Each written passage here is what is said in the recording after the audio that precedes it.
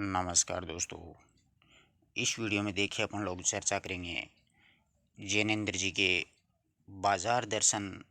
एक चैप्टर जोड़ा गया है केवीएस पीजीटी के लिए कक्षा 12 की आरोह पुस्तक में।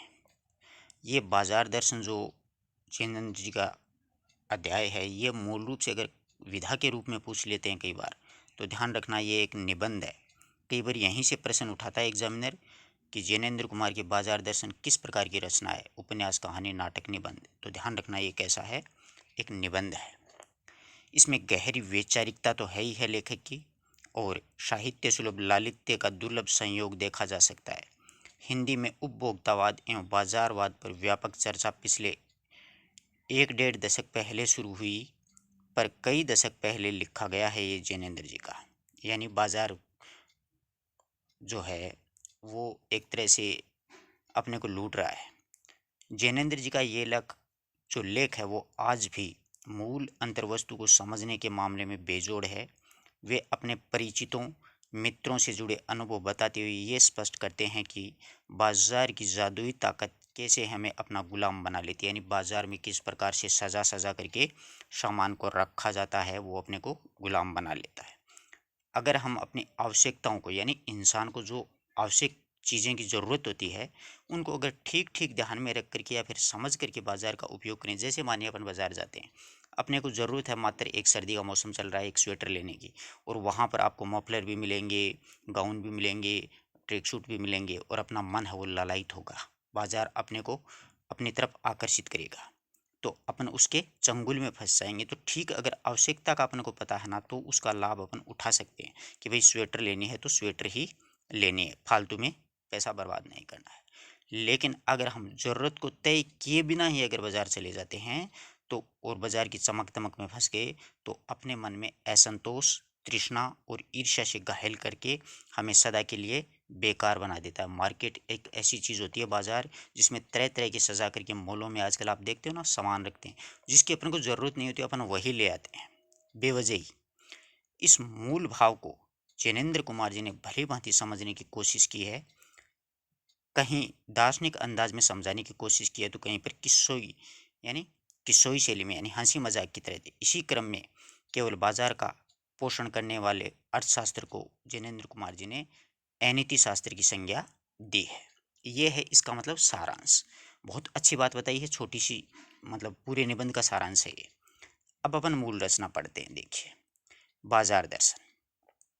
देखिएगा, एक बार की बात है, जैनेंद्र कुमार जी कहने की एक बार की बात है, एक समय की बात है कि जैनेंद्र जी के मित्र बाजार गए हुए थे। कोई एक मामूली सी चीज़ लेने के लिए गए थे, कोई छोटी सी चीज़ की आवश्यकता थी, पर एकदम से बहुत से बंडल उनके पास थे, यानी बहुत सारा सामान खरीद करके वो ले आए। तो मैंने कहा क्या है? बोले ये जो साथ थी, मतलब उनका कहने का मतलब था कि पत्नी साथ थी, ये सब पत्नी ने खरीद लिया, ये एक पत्नी की महिमा है। उस महिमा का मैं कायल हूँ। आदिकाल से इस विषय में पति से पत्नी की ही प्रमुखता प्रमाणित है, और ये है व्यक्तित्व का प्रश्न नहीं, स्त्रीत्व का प्रश्न है। यानी मेरे व्यक्तित्व का प्रश्न नहीं, एक स्त्री ने कहा वैसे वैसे मैं खरीदता रहा। स्त्री माया नहीं जोड़े तो मैं क्यों जोड़ूं? फिर भी स नहीं, फिर भी सच सच है कि वह यह कि इस बात में पत्नी की ओट ली जाती है। मूल में एक और तत्व की महिमा से विशेष है। वह तत्व है मनी बैग, अर्थात पैसे की गर्मी या एनर्जी। यानी अपने जेब में पैसा होगा तो अपन खरीद सकते हैं, है ना। पैसे की गर्मी होती है तभी तो खरीदा जाता है कुछ। पैसा पावर होता है, और पैसा पावर होता है, पर उसके समृद्ध में आसपास मालटाल न जमा हो तो क्या वह खाक पावर है? पैसे को देखने के लिए बैंक हिसाब देखिएगा, पर माल असबाब मकान कोठी तो अनदेखी भी देखते हैं। पैसे की उस परचेजिंग पावर के प्रयोग में ही पावर का रस भी होता है। लेकिन नहीं, लोग संयमी भी होते हैं। यानी ये नहीं से होते हैं तो बहुत सारे उसको खर्च करते हैं, लोग संयमी भी होते हैं। वे फिजूल खर्ची जो होती है, वो फिजूल सामान को फिजूल समझते हैं। वे पैसे को बहाते नहीं, यानी पानी की तरह नहीं बहाते हैं। लोग उनको क्या कहते हैं? कंजूस कहते हैं। और ऐसे लोग वाकई वास्तव में बुद्धिमान होते हैं। बुद्धि और संयम पूर्वक वह पैसे को जोड़ते जाते हैं, पर पैसे की पावर को इतना निश्चय समझते हैं कि उसके प्रयोग की परीक्षा उन्हें दरकरार नहीं है, यानी पैसे का फालतू प्रयोग नहीं करते हैं। बस खुद पैसे से के जुड़ा होने पर उनका मन गर्व से भरा फुला रहता है। मैंने कहा, ये कितना सामान ले आए? यानी लेखक ने अपने मित्र से पूछा, कितना सामान ले आए? मित्र ने सामने मैनी बैग जो है वो फैला दिए। कहा, यह देखिए, सब उड़ गया। अब जो रेल टिकट के लिए ही बचा, यानी सारा पैसा था वो हमने सामान खरीद लिया, अब सिर्फ रेल का किराया ही बचा है। मैंने तब तय माना कि पैसा होता है तो सामान आता है, यानी अपने पास में पैसा होगा तभी तो सामान आएगा। वह सामान ज़रूरत की तरह देख करके नहीं आया है, अपने परचेजिंग पावर के अनुपात में, यानी अपने पास पैसे की गर्मी है उसके हिसाब से सामान अपन खरीदते गए। लेकिन ठहरिए, इस सिलसिले में एक और महत्व का तत्व है जिसे कभी नहीं भूलना चाहिए। उसका भी इस कर्तव्य से बहुत कुछ हाथ है। वह महत्व है बाजार, यानी एक बाजार का भी महत्व होता है। मैंने कहा, ये इतना नाहक ले आए, यानी इतना सामान आप क्यों ले आए भैया? तो आगे क्या कहते हैं, फिर मित्र बोलते हैं, कुछ न पूछो, बाजार है शैतान का जाल है। यहाँ पर प्रश्न बनता है कि बाजार को किसके समान बताया है? शैतान के जाल के समान। ऐसा सजा सजा करके माल रखते हैं कि बेहया ही अपन होते हैं वो उसमें फंस जाता है, यानी मन होता है वो उसमें फंस जाता है आदमी। तो ऐसे ही आजकल मॉल्स होते हैं, उसमें ऐसे ही सजा सजा के सामान रखा जाता है कि अपन अनायास ही खरीद लेते हैं, हमने कोई आवश्यकता नहीं है फिर भी। आगे देखिए, लेखक कहते हैं कि मैंने मन में कहा, ठीक है, बाजार आमंत्रित करता है कि आओ मुझे लूटो और लूटो, सब भूल जाओ मुझे देखो। यह बाजार कहता है कि मुझे लूटो, मुझे ही देखो, और वाकई ऐसा ही होता है इंसान के साथ में। मेरा रूप किसके लिए है? मैं तुम्हारे लिए हूँ। नहीं कुछ चाहते हो तो देखने में क्या हर्ज है? अजी आओ, आओ भी। इस आमंत्रण में ये खूबी है कि आग्रह नहीं, आग्रह तिरस्कार जगाता है। आग्रह होता है वो तिरस्कार, यानी अपने मन में तिरस्कार जगता है। लेकिन ऊंचे बाजार का आमंत्रण मूक होता है और उससे चाहे जगती है, अपने मन में चाहत जगती है। चाहे का मतलब अभाव होता है। चौक बाजार में खड़े आदमी चौक बाजार में खड़े होकर के आदमी को ऐसे लगने लगता है कि उसके पास काफ़ी नहीं है, और चाहिए और चाहिए। मेरे यहाँ कितना परिमित और कितना अतुलनीय, ओहो, यानी बाजार कहता है कि मेरे पास में कितना अपरिमित और अतुलनीय सामान पड़ा है, आप लोग क्यों नहीं खरीद रहे? कोई अपने को न जाने तो बाजार का ये चौक उसे कामना से विकल बना छोड़े। विकल क्यों? पागल, असंतोष, तृष्णा, ईर्ष्या से घायल करके मनुष्य को सदा के लिए ये बेकार बना डाल सकता है। ऐसा होता है मार्केट बाजार। एक और मित्र की बात याद आती है लेखक को। यह दोपहर पहले बाजार गए थे, कहीं शाम को वापस आए आए तो खाली हाथ। दूसरे मित्र दोपहर को बाजार गए और शाम को आए, और वो भी खाली हाथ आए थे। ये देखो, मार्केट का चित्र दिखाया गया है, ऐसे सजाया जाता है सामान को और वो लूट लेता है आदमी को। मैंने पूछा मित्र से, कहाँ रहे? बोले, बाजार देखते रहे। मैंने कहा, बाजार को क्या देखते रहे? यानी बाजार को क्या देख रहा था यार? बोले, क्यों बाजार? तब मैंने कहा, लाए तो कुछ नहीं कि तुम बाजार को देख रही थी, पर लेके कुछ नहीं आए। बोले, हाँ, ये समझ में नहीं आता था कि क्या लूँ तो क्या, यानी सभी कुछ तो लेने का मन होता था। कुछ लेने का मतलब था कि शेष सब कुछ छोड़ देना, पर मैं जो था कुछ भी नहीं छोड़ना चाहता था, इससे मैं कुछ नहीं ले सका। यानी मेरा मन करता है कि मैं सब कुछ ले लूँ, सब कुछ, परंतु इतने पैसे ही नहीं थे, मैं कुछ भी वहाँ पर छोड़ना नहीं चाहता था, इसके लिए मैंने कुछ खरीदा ही नहीं। मैंने कहा, खूब, पर मित्र की बात ठीक है। अगर ठीक पता नहीं होता है कि क्या चाहते हो, और सब और की चाह तुम्हें घेर लेती है, यानी हर एक सामान की चाहत आपको घेर लेती है, और तब परिणाम त्रासी होता है। गति नहीं होगी, न कर्म होगा। बाजार में एक जादू है, वह जादू आंखों की राह काम करता है। वह रूप का जादू होता है। पर जैसे चुंबक का जादू होता है वो लोहे पर चलता है, यानी चुंबक होती है वो लोहे को खींच लेती है, वैसे ही इस जादू की मर्यादा है। जेब भरी हो, मन खाली हो, यानी जेब में पैसे हो और मन में पूरा खाली हो, तो ऐसी हालत में जादू का असर खूब चलता है। यानी पैसा पास में होगा तभी तो खरीदारी होगी।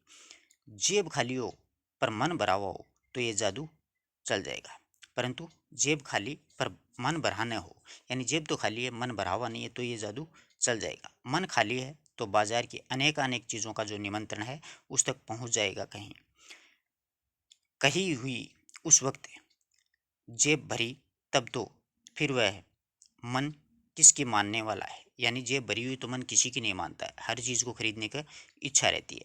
मालूम होता है कि यह भी लूँ वह भी लूँ, सभी सामान जरूरी हैं और आराम को बढ़ाने वाला मालूम होता है। पर यह सब जादू का असर है। जादू की सवारी उतरी कि पता चलता है कि फैंसी चीज़ों की बहुतायत आराम से मदद नहीं देती है, बल्कि खलल ही डालती है। थोड़ी देर में स्वाभिमान को जरूर सेंक मिल जाता है, इससे अभिमान की गिल्टी की ओर खुराकी मिलती है। जकड़ रेस में डोरी की हो तो रेशम के स्पर्श से मुलायम के कारण क्या वह कम जकड़ होगी। यानी रेशम की डोरी मुलायम होगी तो कम जकड़ थोड़ी होगी, जकड़ तो उतनी तेज होगी। पर उस जादू की जो जकड़ है, यानी बाजार के जादू की जकड़ से बचने का एक सीधा सा उपाय है। वह ये है कि बाजार जाओ तो खाली मन ना हो, मन खाली हो तब बाजार न जाओ। कहते हैं कि लू में जाना हो तो पानी पी करके जाना चाहिए आदमी को। यानी लू लू होती है ना, गर्मी में चलती है, तो पानी पी के, पानी अगर अपने पेट के भीतर होगा तो लू का लूपन व्यर्थ होता है, यानी लू नहीं लगती आदमी को। मन लक्ष्य से भरा, बल्कि मन लक्ष्य से भरा हो तो बाजार भी फैला का फैला रह जाएगा। मन लक्ष्य का मतलब है जिस चीज़ को लेने के लिए गए हो वही लेकर के वापस आ जाओ, तो बाजार का कोई असर नहीं होगा। तब वह घाव बिल्कुल नहीं दे सकेगा, बल्कि कुछ आनंद ही देगा अपन को, यानी कुछ अच्छा ही लगेगा अपने को। तब बाजार तुमसे कृतार्थ होगा, यानी तब बाजार होगा अपने काम काम उपयोगी होगा, क्योंकि तुम कुछ न कुछ सच्चा लाभ उसे दोगे। बाजार की असली कर्तार्थता आवश्यकता से आवश्यकता इसमें काम आना है। यानी बाजार का असली कर्तव्य तब होता है जब सही का सामान अपने को मिल जाए। आवश्यक समय काम आती है, यानी कोई अपने को आवश्यकता होती है उसके काम। जैसे अपन को बाजार से मान लो पान खरीदना है और अपन को पान ले लिया और आ गए तुरंत, तब तो हमारे लिए ठीक है। अब वहाँ पर जाकर के अनेकों चीज़ और खरीदने लग गए तो कोई मतलब नहीं है। यहाँ एक अंतर चिन्ह यहाँ पर एक अंतर चिन्ह लेना बहुत जरूरी है।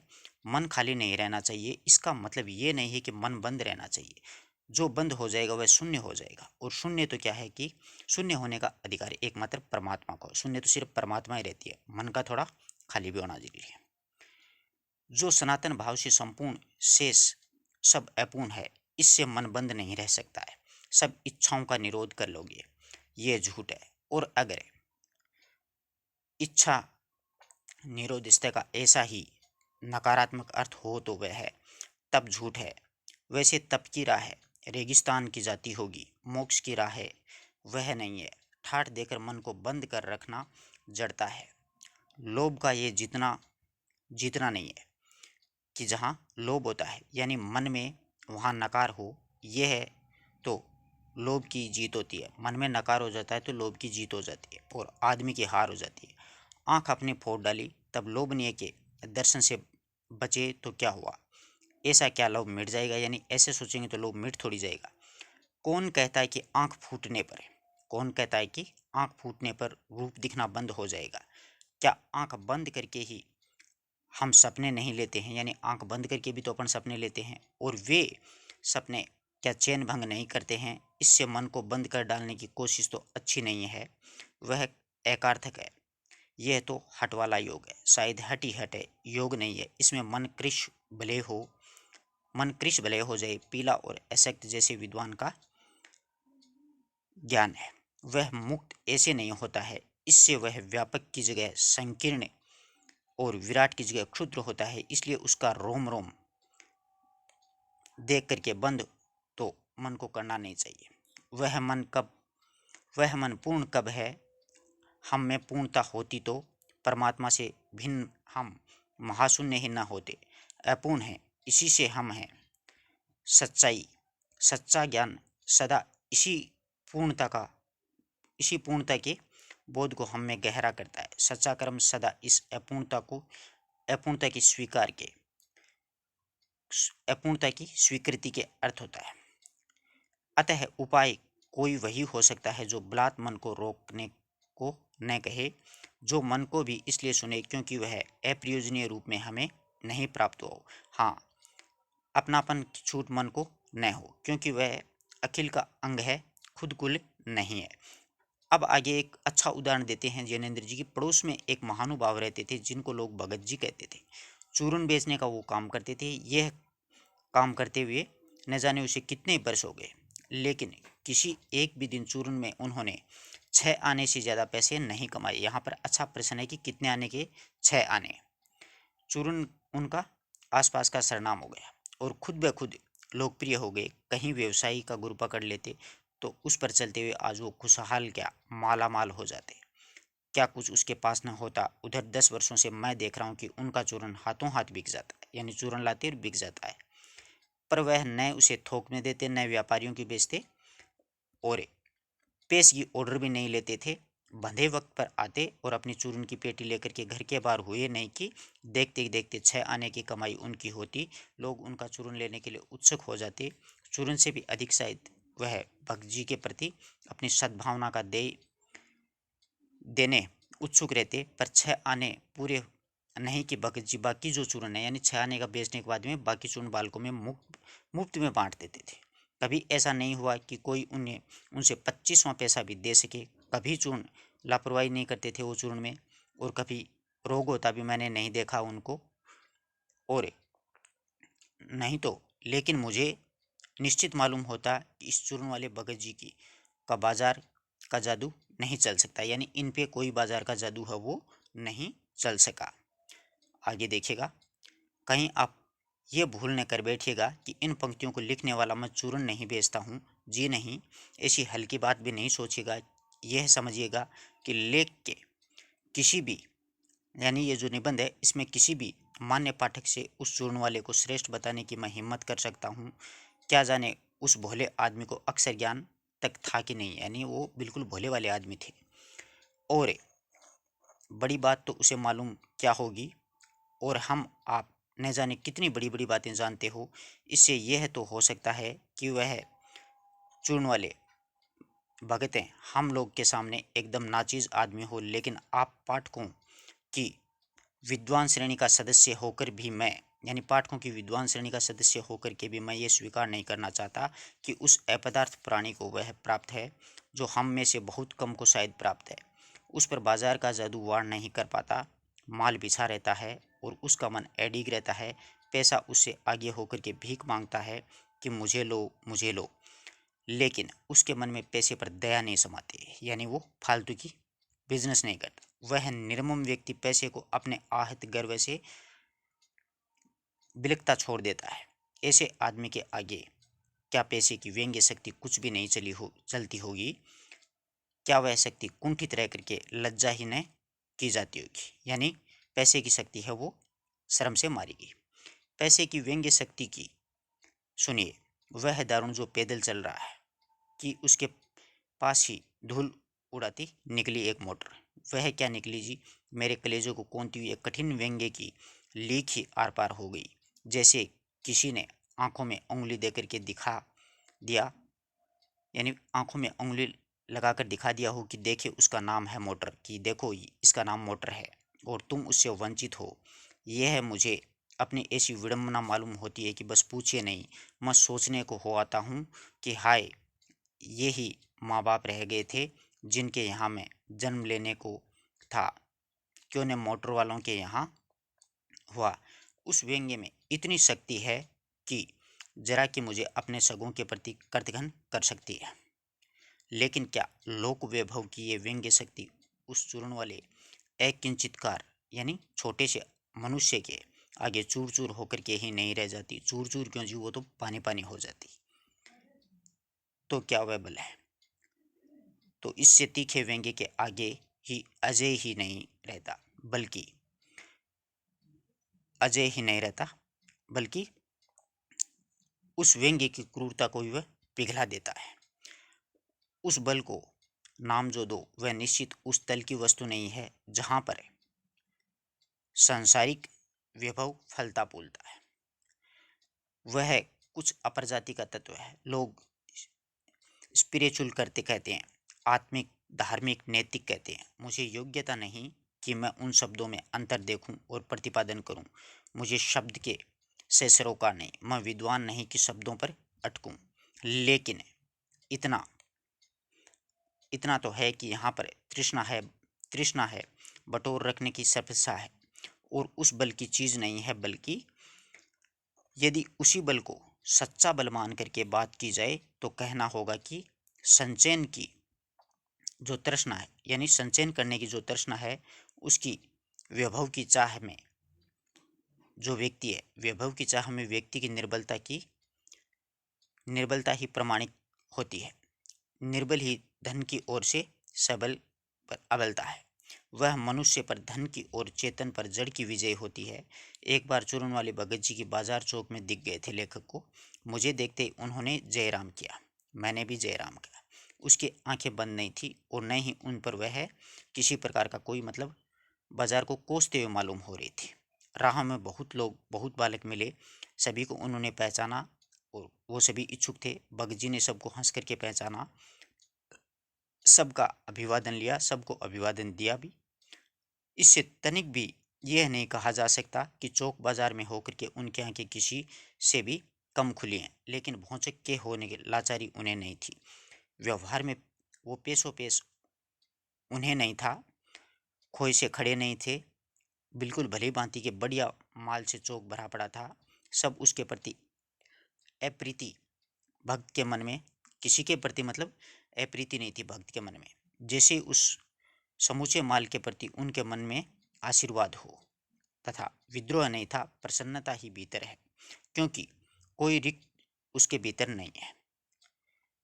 देखता हूं कि वह खुली आंखें, तुष्ट और मन मग्न उस चौक बाजार से वो चले जा रहे थे। राह में बड़े बड़े स्टोर भी पड़ते हैं और पड़े के पड़े रह जाते हैं। कहीं भगत जी नहीं रुकते हैं, रुकते हैं तो एक छोटी सी एक पंसारी की दुकान पर रुकते हैं, जहां दो चार अपने काम की चीज़ ली और वहां से चले जाते हैं, यानी बाजार के चंगुल में नहीं फंसते हैं। वो बाजार के हठपूर्वक विमुखता में उनमें नहीं है।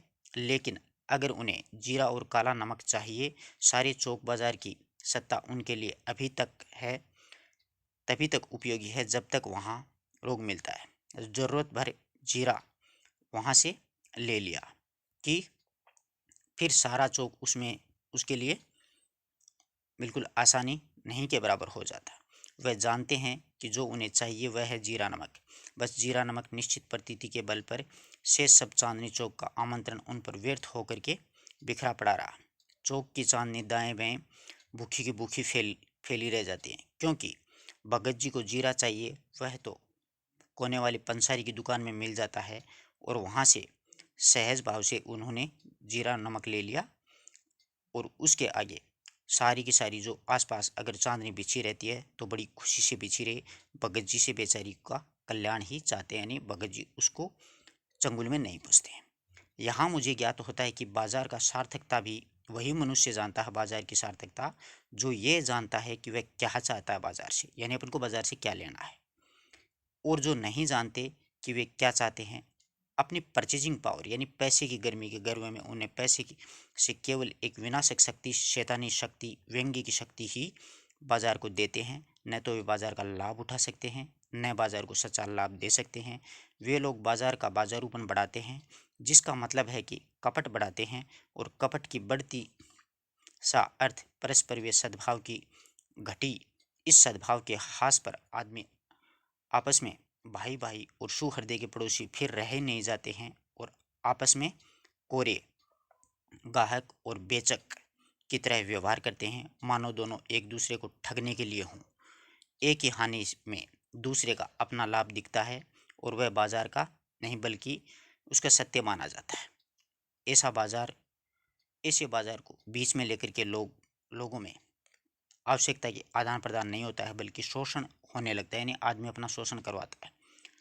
तब कपट सफल होता है, शिकार हो जाता है आदमी उसका। ऐसे बाजार मानवता के लिए विडंबना है, और जो ऐसे बाजार का पालन करते हैं, जो उसका शास्त्र बना हुआ है वह अर्थशास्त्र सरासर औंधा है। वह है मायावी शास्त्र, अर्थशास्त्र, अनीति शास्त्र, यानी ऐसे अर्थशास्त्र को लेखक ने अनीति शास्त्र कहा। इस प्रकार से अपन ने पढ़ा कि बाजार दर्शन, बाजार से अपने को कैसे फ़ायदा होता है, क्या होता है। कोई बात अगर आप लोगों को समझ में नहीं आई तो आप लोग पूछ सकते हैं। अब थोड़ा सा देखिए लेखक के बारे में अपन देख लेते हैं कि जैनेन्द्र जी ने अपने जीवन में क्या क्या रचनाएं लिखी, कैसे कैसे पढ़े। तो देखिएगा, जैनेन्द्र जी का जन्म 1905 में अलीगढ़ उत्तर प्रदेश में हुआ। 1990 में इनका देहांत हो गया। इनका बचपन का नाम कई बार पूछा जाता है आनंदीलाल। साहित्य जगत में ये जैनेन्द्र कुमार के नाम से प्रसिद्ध हुए थे। जैनेन्द्र कुमार आधुनिक काल में मनोविश्लेषणात्मक उपन्यासकार। बहुत बार ये प्रश्न पूछा जाता है। जैनेन्द्र, इलाचंद्र जोशी और अज्ञे थे। ये मनोविश्लेषणात्मक उपन्यासकार एवं प्रेमचंदोत्तर युग के महत्वपूर्ण कथाकार भी माने जाते हैं।